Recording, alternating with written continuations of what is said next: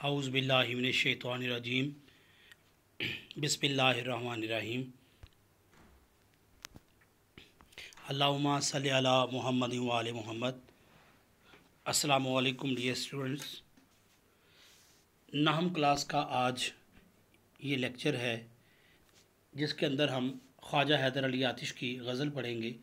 तरतीब के लिहाज से ये दूसरी गज़ल है, लेकिन ख्वाजा हैदर अली आतिश की एक ही गज़ल है, वो हम आज स्टडी करेंगे।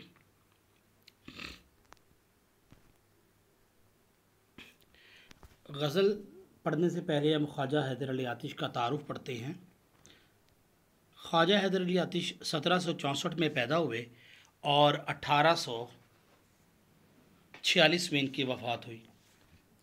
नाम हैदर अली था और तखल्लुस इनका आतिश था। तखल्लुस वो मुख्तसर नाम होता है जो शायर हज़रात अपने आखिरी शेर में इस्तेमाल करते हैं, जिसको फिर मक्ता कहा जाता है। आप फैज़ाबाद लखनऊ में पैदा हुए। उनके वालिद का नाम ख्वाजा अली बख्श था, जो दिल्ली के एक मुअज़्ज़ज़ ख़ानदान से ताल्लुक़ रखते थे। शुजाउद्दौला के अहद में दिल्ली छोड़कर फैज़ाबाद आ गए थे। अभी आतिश सग़ीर सिन थे कि वालिद वफ़ात पा गए। सग़ीर सिन थोड़ी उम्र के थे, इसलिए उनकी तालीम व तरबियत का बेहतर तरीके से ना हो सकी। आतिश ने नवाब मिर्ज़ा तकी ख़ां की मुलाजिमत इख्तियार कर ली। उनके साथ लखनऊ आ गए। शायरी में मुसहफ़ी की शागिर्दी इख्तियार की। मुसहफ़ी भी एक बहुत बड़े शायर गुज़रे हैं जिनका पूरा नाम है ग़ुलाम अली हमदानी मुसहफ़ी। आपने हम असर शायर इमाम बख्श नासिक से कई अदबी मार्के हुए। आप कलंदराना मिजाज के हामिल थे, इसलिए किसी दरबार से वाबस्ता नहीं हुए। शायर हज़रात या ड्रामा निगार, नावल निगार उन दिनों में आम तौर पर क्योंकि फ़न की खिदमत करते थे, इसलिए कोई रोज़गार का कोई बाकायदा सिलसिला आम शुआरा का नहीं होता था, इसलिए वो बड़े बड़े दरबारों से वाबस्ता हो जाते, बादशाहों के, नवाबों के। लेकिन चूँकि आतिश जो थे कलंदराना मिजाज के मालिक थे, इसलिए वो किसी दरबार से वाबस्ता ना हुए। आतिश गज़ल गो शायर थे। उनकी गज़लों में तग़ज़्ज़ुल की बेशतर खूबियाँ पाई जाती हैं। तग़ज़्ज़ुल जो है गज़ल की जान है, जैसे यानी इश्किया मज़ामीन जो है उनको बयान करना जो है वह तग़ज़्ज़ुल कहलाता है। वो भी अपने ज़माने के दीगर शुआरा की तरह शायरी को शायराना सन्नाई, रस्साकारी और अल्फाज की नगीनाकारी कहते हैं। शुआरा है ये लफ्ज़, शीन पर पेश, आइन पर ज़बर है, शुआरा। ताहम आतिश के यहाँ आमियाना और सूफियानापन दिखाई नहीं देता। यानी जब हम आतिश की शायरी पढ़ते हैं तो उसके अंदर हमें घटिया किस्म के मौज़ूआत या आम मौज़ूआत और लेवल से गिरी हुई जो है वो शायरी नहीं मिलती, जो उस वक्त के लखनवी शुआरा के कलाम में जा बजा नज़र आती है। आतिश के कलाम में फ़क्र व गिना, तवक्कुल, तसव्वुफ़, दुनिया की बेसबाती, कनाअत पसंदी, दरवेशाना रंग और अखलाकी मज़ामीन बकसरत दिखाई देते हैं। उनकी गज़लों में तग़ज़्ज़ुल, रिजायत, सादगी व सलासत, नादर तशबीहात व इस्तिआरात, उम्दा सनाए बदाए, रिंदाना मौज़ूआत और आतिश बयानी की खुसूसियात पाई जाती हैं। आतिश की तसारीफ़ में उनका कुलियात ही अहम है, जिसमें उनका वो सारा कलाम शामिल है जो मुख्तलिफ़ असनाफ़ सुखन की सूरत में मौजूद है। आतिश की जो गज़ल है उसकी हम किरात करते हैं सबसे पहले, फिर हम एक एक शेर करके उसकी तशरीह करेंगे। रुखो जुल्फ़ पर जान खोया किया, रुखो जुल्फ़ पर जान खोया किया, अंधेरे उजाले में रोया किया। हमेशा लिखे वस्फ़े दंदाने यार, कलम अपना मोती पिरोया किया। कहूँ क्या हुई उम्र क्यों कर बसर, मैं जागा किया बख्त सोया किया। रही सब्ज़ बेफ़िक्र किश्ते सुखन, ना जोता किया मैं ना बोया किया। ब्राह्मण को बातों की हसरत रही, खुदा ने बुतों को न गोया किया। मज़ा गम के खाने का जिसको पड़ा, वो अशकों से हाथ अपना धोया किया। ज़नख़दां से आतिश महब्बत रही, कुएं में मुझे दिल डिबोया किया। ज़नख़दां से आतिश महब्बत रही, कुएं में मुझे दिल डुबोया किया। तो पहला जो शेर है गज़ल का वो है, रुखो जुल्फ़ पर जान खोया किया, अंधेरे उजाले में रोया किया। रुख के मानी है चेहरा या रुखसार। जुल्फ़ बालों को कहा जाता है, गेसू भी जिन्हें कहा जाता है। खोया किया यानी मैंने अपनी जान कुर्बान कर दी। अंधेरा तारीकी को कहते हैं, डार्कनेस को। उजाला रोशनी को कहते हैं।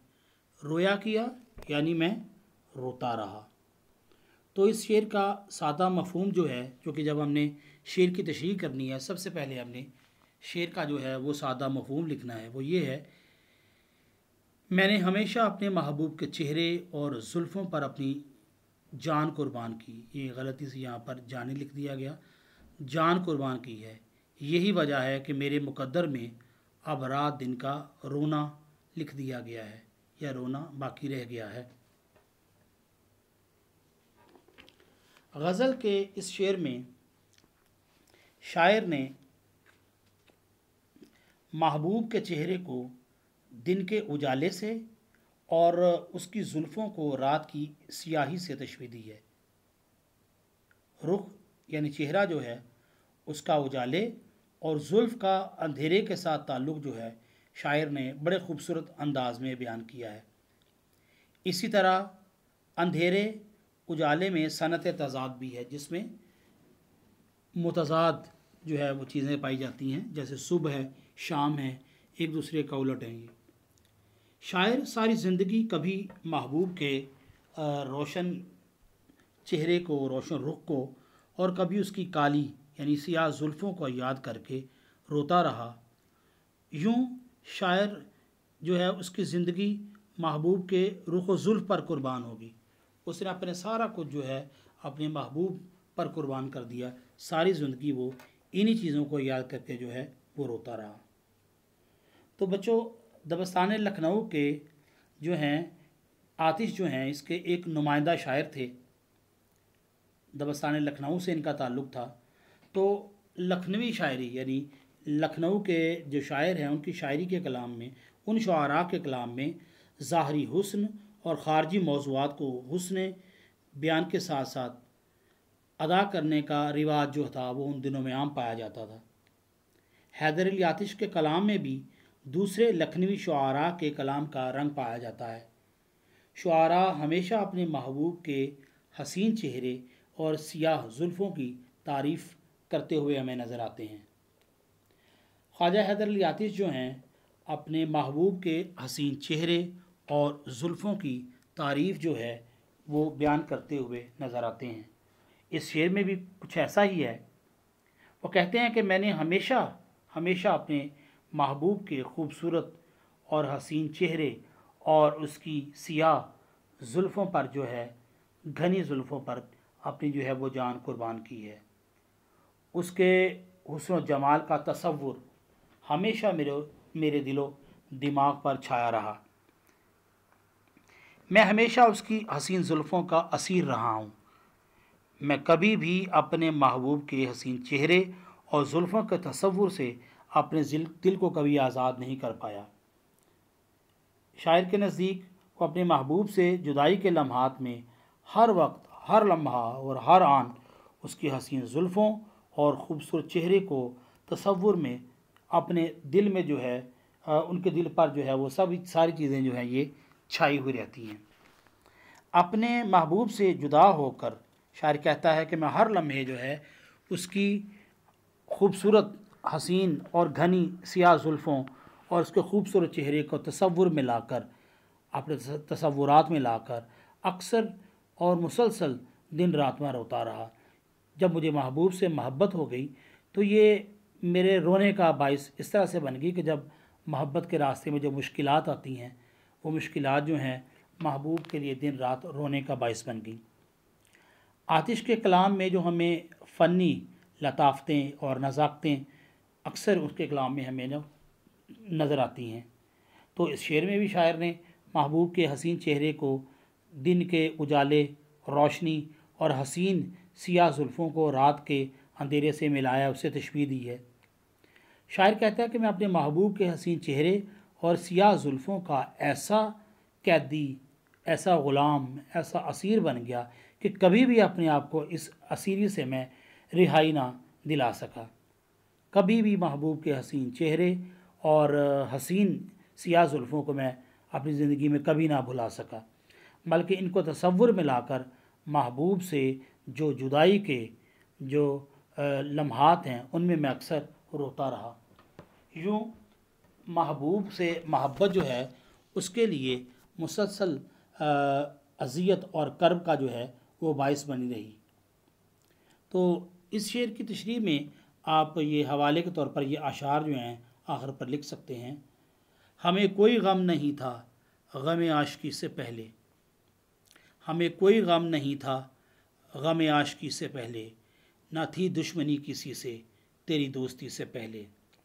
एक और शेर है,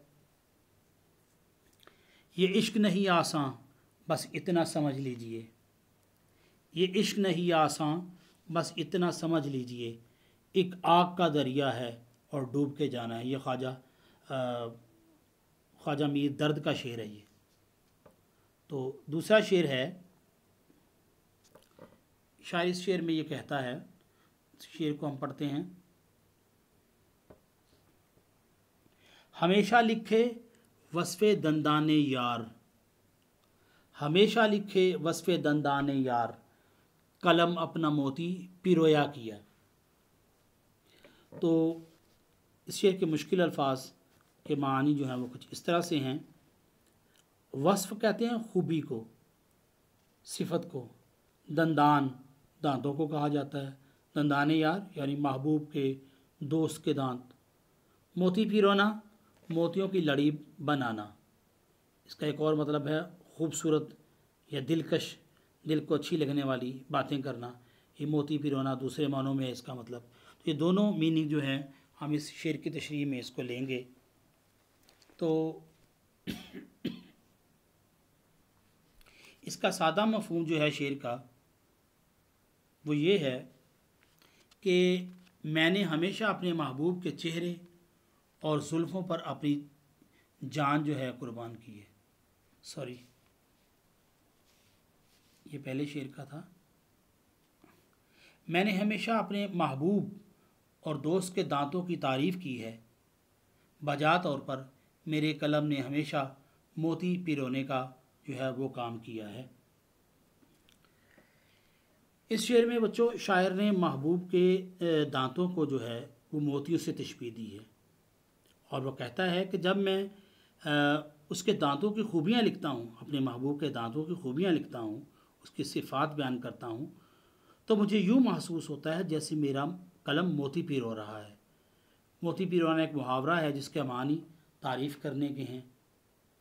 तो शायर जो है इस शेर में अपने महबूब के जो खूबसूरत दांत हैं उनकी तारीफ़ करता है।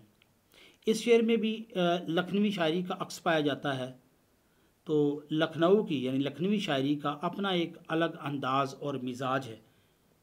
लखनवी शायरी में हुस्न व इश्क, महबूब के रुखसार, उसका कद, उसके चश्म और अबरू के साथ साथ उसके महबूब के खूबसूरत दांत जो हैं मोतियों जैसे, उनकी तारीफ़ का ज़िक्र जो है आम शायरी के अंदर जो है, लखनवी शायरी के अंदर जो है वो पाया जाता है। शायरी में अगर किसी के हुस्न की तारीफ़ बयान करनी हो तो उसे यूसुफ़ से तशबीह दी जाती है। यूसुफ़ अलैहिस्सलाम जो हैं अल्लाह के नबी हैं और तमाम अंबिया में, नबी पाक सल्लल्लाहु अलैहि वसल्लम के बाद तमाम अंबिया में सबसे खूबसूरत हैं। इसलिए उर्दू शायरी में, फ़ारसी में और अरबी शायरी में जो है यूसुफ़ अलैहिस्सलाम की खूबसूरती से तशबीह दी जाती है किसी चीज़ की किसी इंसान की खूबसूरती को बढ़ाने के लिए। और अगर किसी की कदो कामत की तारीफ़ बयान करनी हो तो उसे सर्व कद कहा जाता है। सीन रेवाओ सर्व, तो आमतौर पर इसे हम सरो बोल देते हैं, वो गलत है, सर्व कद कहा जाता है। किसी की सियाह जुल्फ़ों की अगर तारीफ़ बयान करनी हो तो उन्हें सियाह रात से तशबीह दी जाती है। जैसे एक अंधेरी रात, जिसे अमावस की रात भी कहते हैं, जब चाँद पूरी तौर पर पूरा आया होता है, पूरा चाँद जब निकलता है तो उसे बद्र कहा जाता है, वो पूरा पूरा चाँद होता है। और इसी तरह चाँद जब मुकम्मल तौर पर गायब हो जाता है तो उसे अमावस की रात कहते हैं। तो अंधेरी रात के साथ जुल्फ़ों के साथ कभी तशबीह दी जाती है, महबूब के जुल्फ़ों को अंधेरी रात के साथ जो है उसे तशबीह दी जाती है। तो किसी के खूबसूरत दांतों की तारीफ़ अगर बयान करनी हो तो उन्हें मोतियों से मिलाया जाता है, मोतियों से तशबीह दी जाती है। इस शेर में भी हैदर अली आतिश ने तशबीह को बड़े ही खूबसूरत अंदाज में इस्तेमाल किया है। वो अपने महबूब के खूबसूरत दांतों की सिफ़ात को यूँ बयान करते हैं कि जैसे कहते हैं कि मेरे महबूब के दांत मोतियों की तरह खूबसूरत और सफ़ेद हैं, दे स्पार्कल लाइक पर्ल्स, खूबसूरत नगीनों की तरह, हीरों की तरह वो चमकते हैं। तो शायर ने अपने महबूब के खूबसूरत दांतों को यहाँ इस शेर में बड़े खूबसूरत अंदाज से मोतियों से तशबीह दी है और कहता है कि मैंने हमेशा हमेशा अपनी शायरी में अपने महबूब के खूबसूरत दांतों की सिफ़ात को बड़े बयान करने की कोशिश की है। और कहता है कि मेरा कलम हमेशा मेरे महबूब के खूबसूरत दांतों की तारीफ़ में मोती पिरोता रहा है। यहाँ रंगीनी बयान को मोती पिरोना से जो है शायर ने जो है वो तशबीह दी है। तो खूबसूरत दांतों को वो मोतियों से तशबीह देता है। तो इस शेर का अगर हम दूसरा मतलब ये भी ले सकते हैं कि शायर अपने कहे हुए लफ्ज़ों को मोतियों से तशबीह देता है। एक तो दांतों को कह रहा है और दूसरा इसका मतलब ये भी निकल सकता है कि अपने कहे हुए अल्फाज जो वो अपने महबूब के लिए इस्तेमाल कर रहा है, उन लफ्ज़ों को वो कहता है कि मोती हैं, मेरे शेर भी मोतियों की तरह हैं। और यूँ शायर कहता है कि मैंने अपनी सारी ज़िंदगी में, अपनी शायरी में अपने महबूब के दांतों की खूबियाँ बयान की हैं, यानी मेरी सारी शायरी ही मोतियों की मानद है। तो शायरी के अंदर बच्चों एक शायर जो होता है वो कभी भी अपने जो अशार हैं उसकी ख़ुद तशरीह नहीं करता। ये हो सकता है कि कुछ अशार की वो तशरीह अपने दोस्तों को, अपने शागिर्दों को बता दे कि इससे मुराद मैंने ये लिया है, लेकिन ज़ाहिर है वो सारी शायरी को ना बयान कर सकता है ना वो करता है। तो इसलिए कोई भी जो शायरे होता है जो उसकी जो है वो तशरीह बयान करता है, कोई भी जो शायरे है, शायरे बच्चे एक लफ्ज़ होता है शायरे, ये होता है तशरीह बयान करने वाला, तशरीह करने वाला एक शायरे होता है, ये शरीयत से है, ये शरीयत से है। तो कोई भी शायरे जो तशरीह बयान करने वाला बंदा होता है उसके जितने भी मुमकिना मीनिंग्स उसमें से निकलते हैं उन मुमकिना मीनिंग्स को शायर जो है वो बयान करता है। तो अगर किसी समटाइम्स ऐसा होता है कि अशार जो हैं वो एक शेर के अंदर इश्क हकीकी पाया जाता है तो इश्क हकीकी के हवाले से शायर जो है इसकी तशरीह करता है। अगर उसमें मजाज पाया जाता है तो मजाज के हवाले से उसकी वो तशरीह करता है। समटाइम्स ऐसा होता है कि एक शेर के अंदर दोनों मानी जो हैं वो निकलते हैं।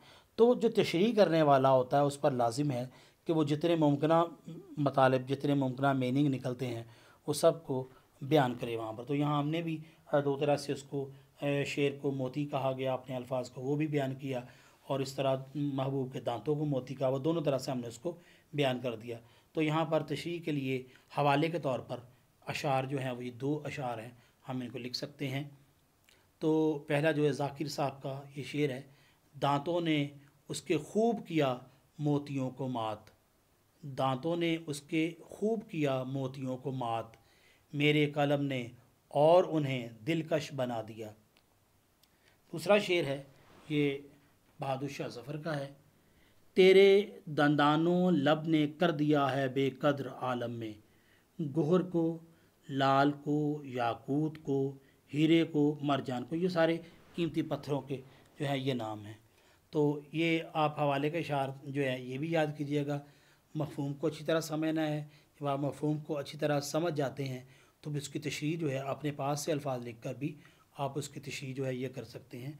तो इन दो अशार की तशरीह आप अच्छी तरह समझिएगा, याद कीजिएगा, हवाले के अशार याद कीजिएगा और तारुफ़ को अच्छी तरह याद कीजिएगा कि उसमें से सिर्फ MCQs आते हैं। तो अगले लेक्चर में हम इंशाल्लाह तीसरे शेर की तशरीह जो है वहाँ से आगाज़ करेंगे। तो तब तक के लिए अल्लाह हाफिज़, फ़ी अमान अल्लाह।